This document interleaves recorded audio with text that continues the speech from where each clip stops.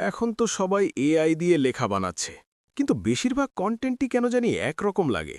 কারণ অনেকেই এখনও শুধু কিওয়ার্ডের ওপর ভরসা করছে, অথচ ভালো কন্টেন্টের জন্য দরকার ঠিকঠাক প্রম্পট। মানে শুধু বললেই হবে না এই বিষয়ে লেখো, একদমই না। প্রম্পটে যদি তুমি টোন, দৃষ্টিভঙ্গি আর গভীরতা ঠিক করে না দাও, এআই সাধারণ উত্তরই দেবে। তাহলে মৌলিকতা আসে কথা থেকে? আসে নুয়ান্সড কমান্ড আর ইটারেটিভ রিফাইনমেন্ট থেকে। মানে একবারে পারফেক্ট লেখার আশা না করে ধাপে ধাপে নির্দেশনা দেওয়া। উদাহরণ দিলে ভালো হয়।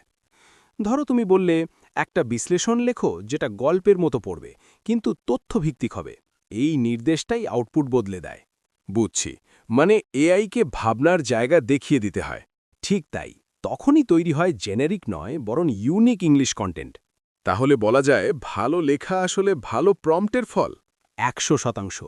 এআই শুধু টুল, সৃষ্টিশীলতা শুরু হয় তোমার নির্দেশনা থেকে।